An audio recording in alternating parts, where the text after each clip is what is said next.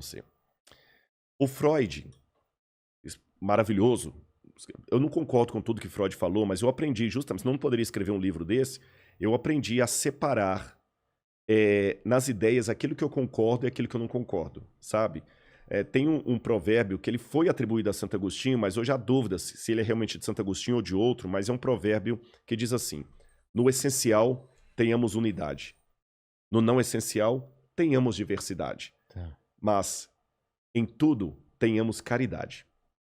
Maravilhoso. Então eu aprendi isso. Você tá entendendo? No essencial, não pode ter minha opinião e a opinião do Vilela. Você tá entendendo? O que é que você Tem um acha, bem maior. Rodrigo, da pedofilia? Estúpida pergunta. Não tem o que eu acho da pedofilia, não acha. É errado e pronto. É errado e pronto, não tem nem que perguntar isso. Naquilo que não é essencial, diversidade. Rodrigo, que time você torce? Atlético Mineiro. Eu sou Palmeiras, Corinthians. Beleza. Agora, em tudo, caridade. Você tá entendendo? Eu vejo que a despeito das diferenças de opinião, você é meu irmão.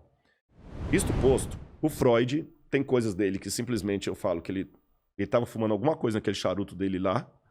Tem coisa que eu acho que não. Pô, o cara, a ideia dele de ego, superego, do id, do inconsciente, sabe? Poxa. Só que o Freud, aí foi uma escorregadela feia, ele começou a abandonar o discurso de Deus. E ele teve 2 ex-discípulos que largaram-no justamente porque ele tirou Deus da equação e a coisa ficou muito estranha. Quem falou que Deus estava morto? Quem foi? Aí foi Nietzsche. Foi Nietzsche, Aí foi né? Nietzsche.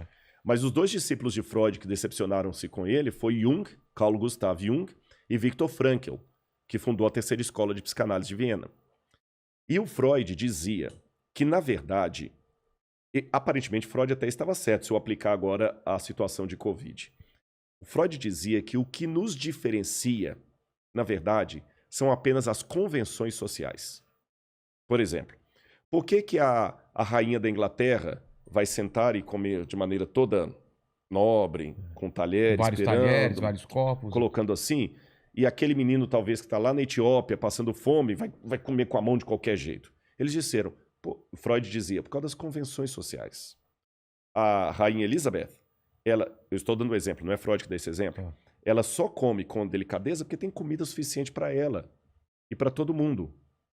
Agora, tire daqueles que estão comendo com delicadeza, especialmente a segurança de vida e o afeto, a única coisa que vai sobrar no ser humano é o lado animal dele. Aí Freud foi bem darwinista. Total. Na época até namorou um pouquinho com o darwinismo social, que é uma digressão do darwinismo original. O darwinismo social é aquele que acha que realmente é a lei do mais forte, eu vou te matar porque eu... Ou seja, segundo a teoria de Freud, eu não estou atacando essas jujubas aqui, porque eu sei que se eu quiser comer a jujuba, eu como, tem pra mim, tem pra você e tem pra todo mundo que tá aqui. Agora, coloque-nos numa situação de crise e fome. Cara, eu vou virar um Jason aqui, vou te matar e você vai virar um Fred Krueger e vai tentar me matar pela jujuba. Sai fora a educação, o primeiro você. Aí o Viktor Frankl, os 3 eram judeus. Freud era judeu, Jung era judeu, Viktor Frankl era judeu.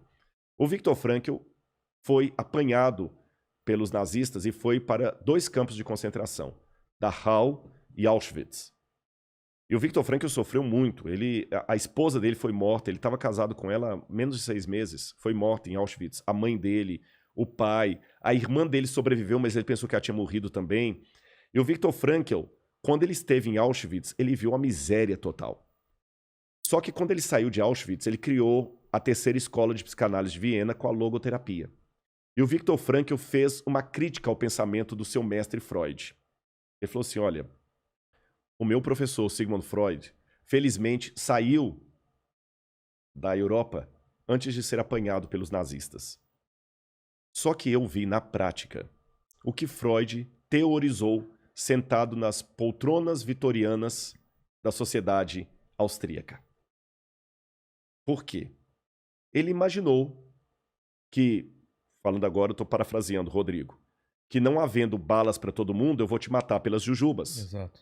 E você vai tentar me matar.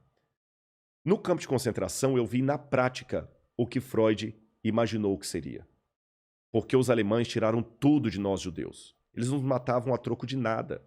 Viktor Frankl diz que até isso virou cena de um dos filmes de cinema, que tinha um chefe, a nazista, que ele ficava ensinando o menino dele, tiro ao alvo. Com judeu? Com judeu. Você tá trabalhando assim, daqui a pouco, pá! Cai uma pessoa morta do seu lado. Você continua trabalhando, você pode ser o próximo. É. Então ele viu ali, eles nos tiraram tudo. Tudo. O que Freud falou que iriam tirar, tiraram. O eros, que é a necessidade de afeto, e o thanatos, que é a necessidade de sobrevivência. Alguns colegas judeus cumpriram exatamente o que a teoria de Freud havia previsto. Eu vi judeus clássicos se prostituindo para ter um pedaço de pão a mais no café da manhã. Eu vi judeu matando sufocado o outro judeu só para roubar as botas dele. Eu vi judeu roubando a sopa do outro judeu. Agora, ao mesmo tempo que eu vi isso, eu vi alguns se tornando heróis. De que maneira? Eu vi um judeu dando a única sopa que ele tinha para um outro que estava mais debilitado comer e ele mesmo ficou com fome. Eu vi judeu tirando o sapato dele e ficando com os pés congelados para aquecer o pé do outro que estava com perigo de uma gangrena. Eu vi judeus se sacrificando para salvar judeus. Então, pela experiência prática de Auschwitz, eu aprendi que, diferente do que Freud teorizou, as crises não são aquilo que nos iguala, querendo roubar a jujuba. As crises são exatamente aquilo que nos diferencia. Porque no momento da crise, alguns se tornam santos e outros se tornam porcos. Cara, que fantástico isso.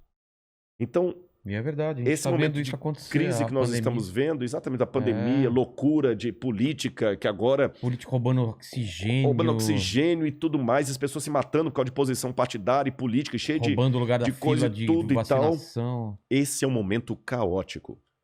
Mas não quero ser necessariamente pessimista, nem ingenuamente otimista, mas de maneira fria e racionalista. Eu diria para você, que bom. É nesse momento que talvez nós vamos ter uma divisória d'águas na humanidade, produzindo novos heróis.